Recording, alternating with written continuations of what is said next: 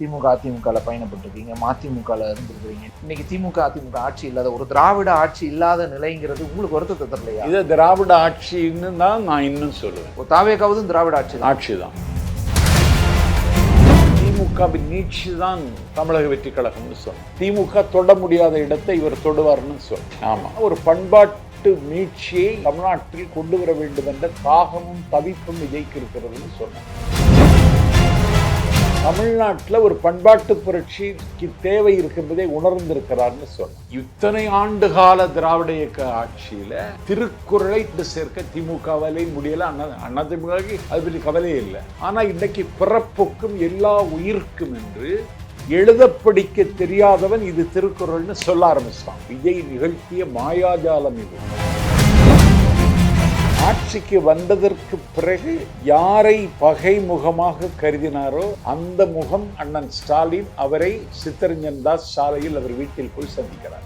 பதவி ஏற்ற உடனே முதல்ல போனது திராவிடர் கழக தலைவரை திடல்ல போய் பார்க்கிறார். கொள்கை அடிப்படையிலையா இல்ல என்ன இப்படி பேசுனியே நான் வந்துட்டேன் பத்தியான்னு காட்டுறதுக்கா? அப்படி இல்ல, என்னுடைய கொள்கை தலைவரே பெரியார் தான். நீ என்ன அங்கீகரிக்கல, ஆனாலும் நான் அங்கீகரிக்கிறேன். நான் உன்னை அங்கீகரிக்கிறேன், உன் வாழ்த்தை வாங்க வந்திருக்கேன். அங்க போய் நிக்கிறார். எங்கள் தலைவர் விஜய் அண்ணாவாக இன்றைக்கு நாட்டு மக்களின் கண்ணுக்கு தெரிகிறது. ஓகே, அண்ணாவாகத்தான். அண்ணாவும் சம்மர் வந்தாச்சு. What's your plan for this holiday? எங்க கிட்ட விட்டுருங்க, நாங்க பாத்துக்கிறோம். GT Holidays. GT Holidays, South India's #1 travel brand. வெற்றியாளரை விதைக்கும் மண் SNS, வெற்றியாளரை உருவாக்கும் மண் SNS, வெற்றியின் மண் SNS, SNS Institutions, கோவை.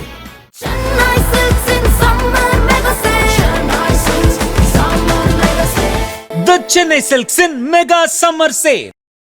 உலக தமிழர்கள் அனைவருக்கும் வணக்கம். இன்றைய சிறப்பு நேர்காணலில் நம்மோடு இருக்கக்கூடியவர் தமிழக வெற்றி கழகத்தின் கொள்கை பரப்பு செயலாளர் நாஞ்சில் சம்பத். வணக்கம் சார். வணக்கம் சார். நீங்கள் திமுக அதிமுகவில் பயணப்பட்டிருக்கீங்க, மதிமுகவில் இருந்திருக்கிறீங்க. நீண்டகால திராவிட பின்புல அரசியல் செல்வாக்கு கொண்டவர், அரசியல் முகம்.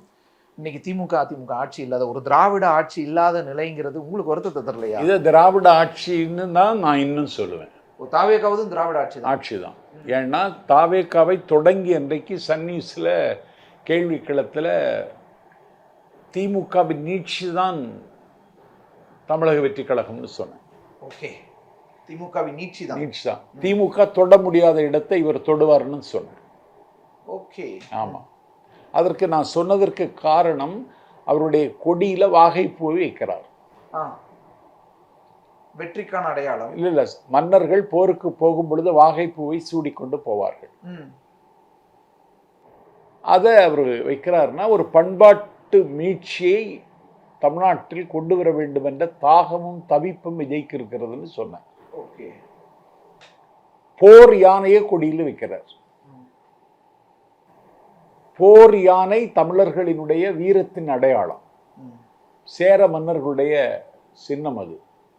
அதை கொடியில் வைக்கிறாருன்னா தமிழ்நாட்டில் ஒரு பண்பாட்டு புரட்சிக்கு தேவை இருக்கின்றதை உணர்ந்திருக்கிறார்னு சொன்னார். அது போக தமிழக வெற்றி கழகம் பிறப்புக்கும் எல்லா உயிர்க்கும்ங்கிறது தான் எங்க ஸ்லோகம்.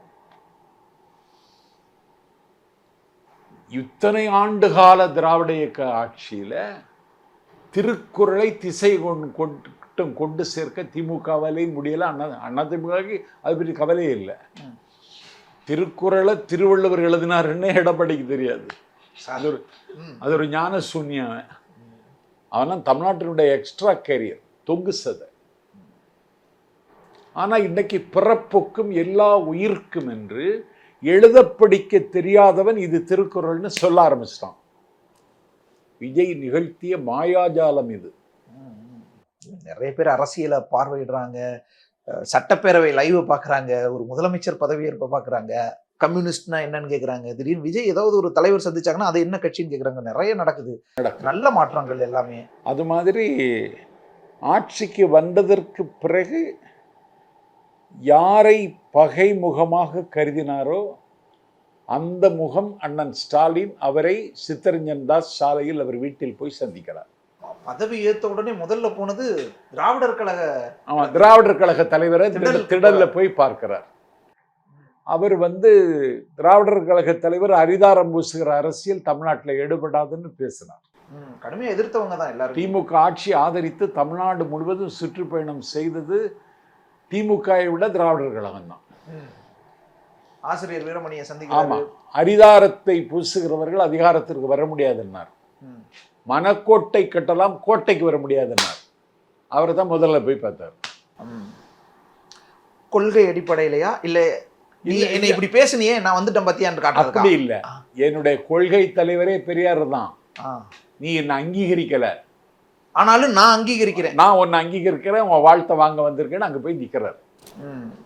உங்க கொள்கை தான், நான் அதை தான் அரசுல செயல்படுத்த போறேன் அப்படின்னு காட்டுறதுக்கு. ஆமா, பயப்படாதீங்க. அடுத்தது முன்னாள் முதலமைச்சர் ஸ்டாலினை போய் பார்க்கிறார். இந்திய யூனியன் முஸ்லீம் லீக் தலைவரை போய் மண்ணடியில போய் பார்க்கிறார்.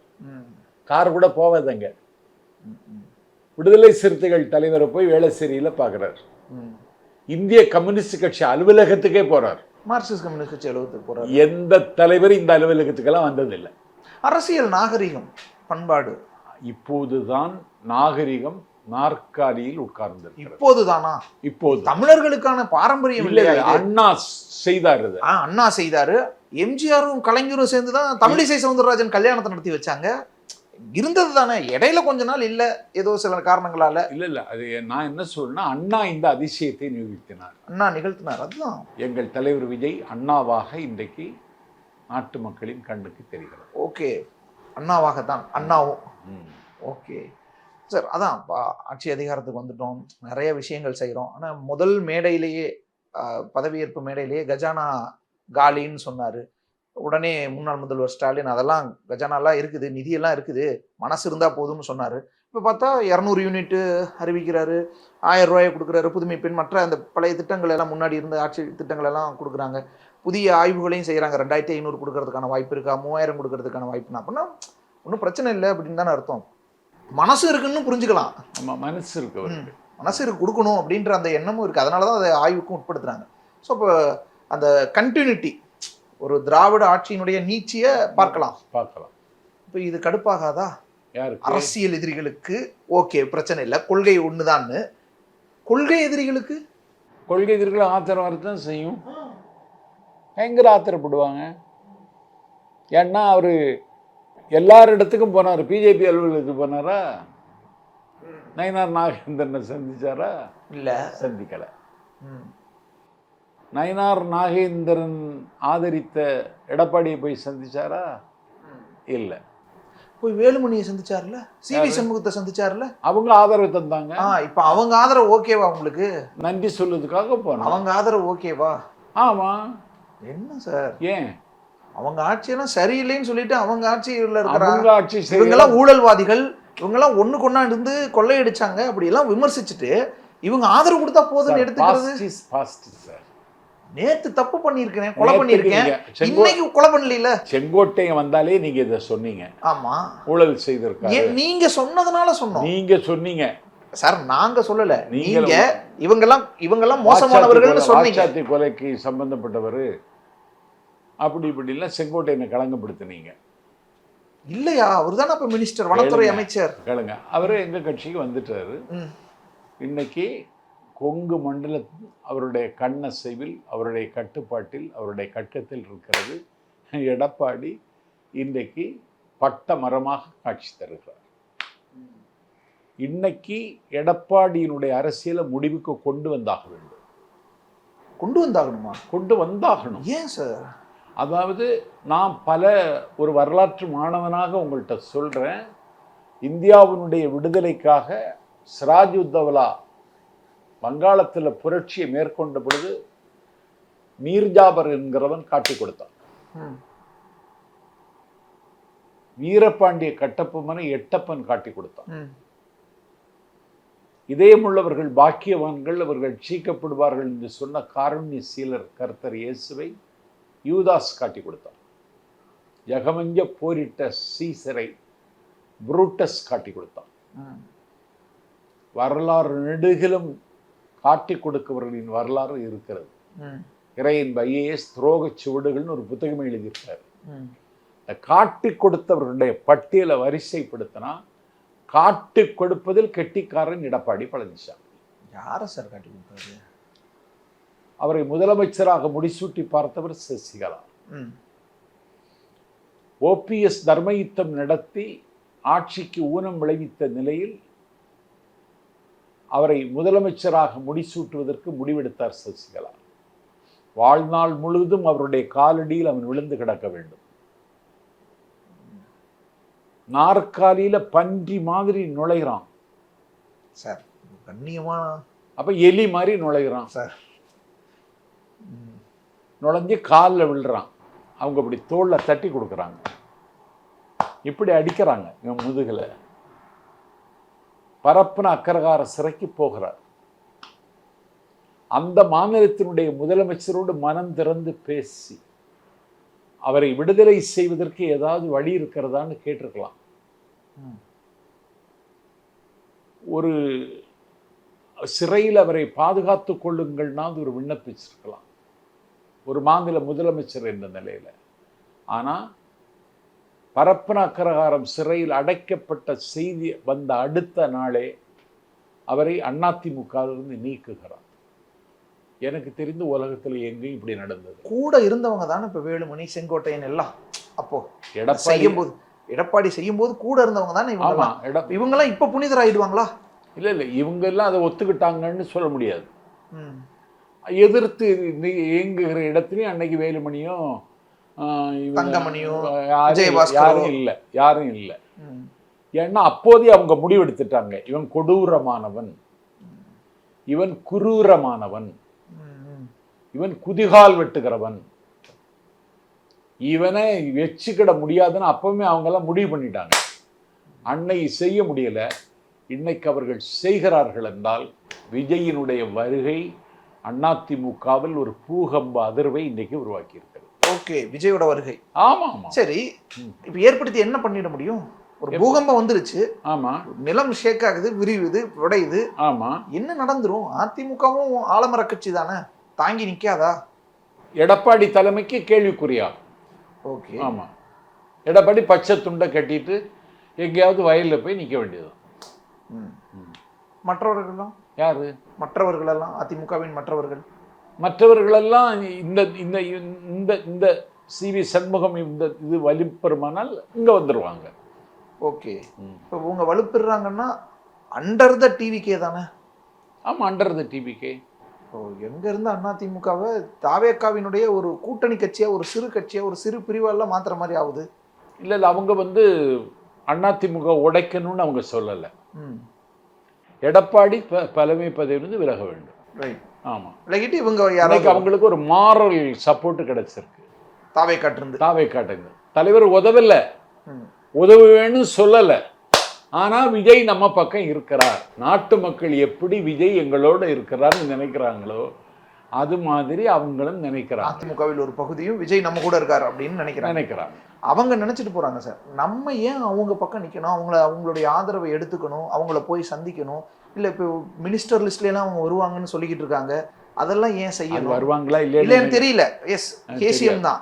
ஆனா வந்தாலுமே நம்ம ஏன் ஏத்துக்கணும்? அவங்க ஆதரவு நம்ம ஏன் எடுத்துக்கணும்? நம்ம ஏன் போய் சந்திக்கணும்? அவங்க ஆதரிக்கிறாங்கல்ல தம்பி. சட்டப்பேரவையில அவங்க ஆதரவுக்கு எந்திரிச்சு நிக்கிறாங்கன்னா நம்ம ஒண்ணும் பண்ண தேவையில்லை சார். போய் அதுக்கு முந்தைய நாளே பார்க்கணுமா? அவங்களை அங்கீகரிச்சு அவங்க தான் நாங்க ஆதரிக்கிறோம்னு சொல்லிட்டாங்க சார். சொல்லிட்டாங்க அறுதி பெரும்பான்மை. நம்ம யாருக்கு கடிதம் எழுதணும் ஆதரவு கொடுங்கன்னு? இந்திய கம்யூனிஸ்ட் கட்சி, விசிக, மார்க்சிஸ்ட் கம்யூனிஸ்ட் எழுதவே இல்லை. எழுதாம நீங்க கேட்காமலே ஒருத்தர் வாலண்டியரா குடுக்குறாங்க. குடுக்குறாங்கன்னா சட்டப்பேரவையில பத்தி சொல்றோம்லங்க. அவங்களுக்கு முடிச்சதுக்கு அப்புறம் போய் சொல்லுங்க. சட்டப்பேரவையில ஆதரவு கொடுத்ததுக்கு அப்புறம் போய் சொல்லுங்க. ஆதரவு தர்றேன்னு சொன்னாலே அவர் முடிவு. அப்ப அது அந்த பிளவு நீங்க அங்கீகரிக்கிறீங்க, ரசிக்கிறீங்க, ஒரு பக்கம் இழுக்கிறீங்க. எவ்வளவு நன்றி உணர்ச்சி இருக்குன்னு பாருங்க. இல்ல சார், அது நீங்க தான் பிளவே படுத்துறீங்க, அல்லது நீங்க ஏதோ ஆஃபர் பண்றீங்க. இந்த கேசி வீரமணி சொல்றாரு 10 மினிஸ்டர் கொடுக்குறேன்னாங்க, அதான் போனோம்ன்றாரு. அப்ப அதுக்கு நீங்களே வாய்ப்பு மினிஸ்டர் எப்படி கொடுக்க முடியும்? சரி, ஒரு 5 சார் கொடுக்கறாங்களா இல்லையாங்கிறது தெரியாது. ஆனா அப்ப அதுக்கு ஆசைப்பட்டு வராங்க, இவங்களும் ஏத்துக்கறாங்கன்னா இது எப்படி தூய ஆட்சி? அமைச்சர் தூய சக்தி. அமைச்சர் ஆகணும்னு ஆசைப்படுறது தப்பா? தப்பு இல்ல சார். அவங்களுக்கு உதயநிதி எதிர்கட்சி தலைவர் ஆயிட்டா ஒரு அரசியல் பிறை கண்டவர் தான் அமைச்சர் ஆகக்கூடாதா? ஆகலாம் சார். அதெல்லாம் வேணான்னு தானே புதுசா உங்களை கொண்டு வந்திருக்கோம். ஆமா, நீங்க மறுபடியும் அதே பழைய குட்டைக்கே தான் போவீங்கன்னா அதுல என்ன புதுமை இருக்குன்னு கேட்பாங்கல்ல. ஒழுக்கம்னா என்ன தெரியுமா தம்பி? அடுத்தவனுடைய இருப்பை ஒத்துக்கொள்வது. ஓகே. ஒத்துக்கொள்ளுகிற தலைவன் ஒரே தலைவன் விஜய் தான். ஓகே. ஸோ அவங்க இருப்பு இருக்குது, அந்த இருப்பை பயன்படுத்திக்கிறது நல்லது. இல்லை, அதை அங்கீகரிக்கிறது. ஆமா. உங்களுக்கு அது ஆபத்தாயிராதா? உங்க தூய சக்தி அல்லது தூய ஆட்சின்றதுக்கு அது பாதிப்பு ஏற்படுத்தாதா? ஆபத்து ஒண்ணு வராது.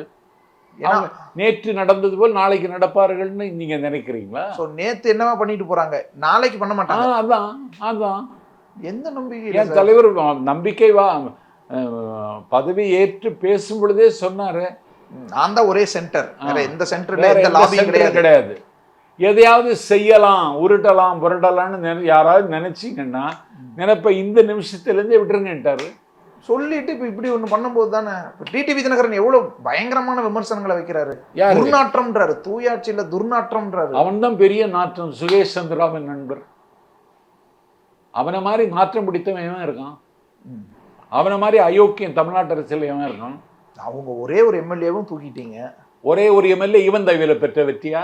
அவர் தானே கட்சி சார். காமராஜின் வெற்றி அது. என்ன சார் இந்த பயலுக்கு அதுல சம்பந்தமே கிடையாது. இவர் தானே சார் குக்கர் சின்னத்து கையெழுத்து போட்டாரு. கையெழுத்து போட்டதுதான். அந்த வெற்றிக்கும் தினகரனுக்கு சம்பந்தம் கிடையாது. ஈரோடு கிழக்குல பாலாஜி ஜெயிச்சது அவருடைய வெற்றி தான். தாவேக்காவோடதோ அல்லது விஜயோட வெற்றியோ இல்லைன்னு சொல்லாமா? யாரு? வில்லிவாக்கத்துல ஆதவர்ஜுனா ஜெயிச்சது அவருடைய வெற்றி தான். அதுல விஜய்க்கோ தாவேக்காக்கோ சம்பந்தம் இல்லைன்னு சொல்லிடலாமா? எழும்பூர்ல ராஜ்மோகன் ஜெயிச்சது அவரோட வெற்றி தான். விஜய் தினகரனே ஒன்னா பார்ப்பீங்களா? இல்ல சார், கட்சி தலைவர்ல சார். அவன் திகார் ஜெயில இருக்கிற ஒரு ஃப்ராடுக்கு கூட இன்னும் உறவுல இருக்காங்க. அவன்கிட்ட இரட்டை சின்னத்தை மீட்கிறேன்னு சொல்லி அவனுக்கு ரூபா கொடுத்துருக்காங்க. வழக்கு போகுதுல நடந்ததுங்க இது. இன்னைக்கு காமராஜ் பெற்ற வெற்றி, காமராஜ் ஈட்டிய வெற்றி. அங்க முதலமைச்சருடைய ஜெயிச்சிருந்தாருன்னா பிரச்சனை இல்ல சார். இல்லங்க தம்பி, அவர் அமமுக வேட்பாளர்ல டிடிவி பிரச்சாரம் பண்ணிருக்காருல்ல. டிடிவி பிரச்சாரம் பண்ணி எவனாவது ஓட்டு போடுவானா சார்? டிடிவி பிரச்சாரம் செய்ய தெரியுமா? காமராஜ் ஒரு பண்பாளர். நீங்க போய் வண்ணார்குடியில விசாரிங்க. மக்களோடு பரிச்சயம் உள்ளவர், மக்களோடு எப்பொழுதும் தொடர்பில் இருப்பவர், மன்னார்குடி மக்களுக்கு ஆபத்து உதவியாக இருப்பவர். அங்க ஒரு மிலேச்சத்தரமான பணக்காரன் டிஆர்பி ராஜா. கொள்ளை வருத்தப்படுவார்னு தெரிஞ்சிருந்தா நான் விட்டே கொடுத்துருப்பேன், நான் நின்றுக்கவே மாட்டேன்னெல்லாம் சொல்றாரு. அந்த கொள்ளைக்காரனை எதிர்த்து அவர் நிற்கிறார். இன்னைக்கு அவர் வெற்றி பெற்றார். எங்க கட்சி சார்பிலே ஒரு தம்பி நின்னா 52,000 ஓட்டு வாங்கிட்டான். அதுல அவர் வெற்றி பெற்றார். நம்பிக்கை வாக்கெடுப்புக்கு பதவி ஏற்கிற அன்றைக்கே தாவேக்காவுக்கு ஆதரவுன்னு அவர் அறிவிச்சிட்டார். அது முன்னாடியே போய் ஆதரவு கடிதம் கொடுத்து அது சிக்கலாகி அது போலி கடிதம், இல்ல அது குதிரை பேரம், எவ்வளவு கலவரங்கள் நடந்துச்சு. எந்த குதிரை பேரமும் செய்ய வேண்டிய இடத்துல தாவேக்கா இல்லை. ஓகே. இவனை விட்டு வந்தா போதும்னு ஒரு விடுதலைக்கே எதிர்பார்த்த கைதி மாதிரி இருந்தார் காமராஜ். கூட ஆளுநர் மாளிகைக்கு போயிட்டு பிரஸ் மீட் கொடுக்குறாங்க. இன்னொரு அடுத்த நாள் பிரஸ் மீட்ல முடிஞ்ச விஜய் என்ன மாதிரி பிரஸ் மீட் கொடுக்கட்டும்ன்றாரு. காஸ்மோபாலிட்டன் கிளப்ல அவரை கைதி மாதிரி வச்சிருந்தாங்க. ஒரு வழக்கறிஞர் என்கிட்ட பட்டுக்கோட்டையிலேருந்து பேசணும், என்னென்ன செய்யறதுன்னு கேட்டான். உடனடியாக ஆதரவு கடிதத்தை கொடுத்துருங்கன்னு. என்னென்னாகும்?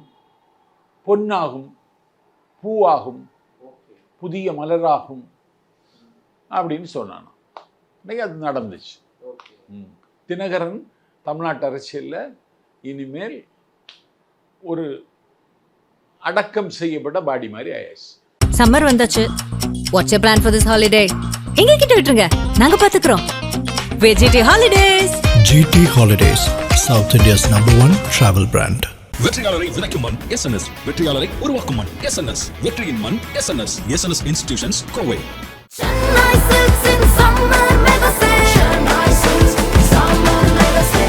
The Chennai Silks in Mega Summer Sale.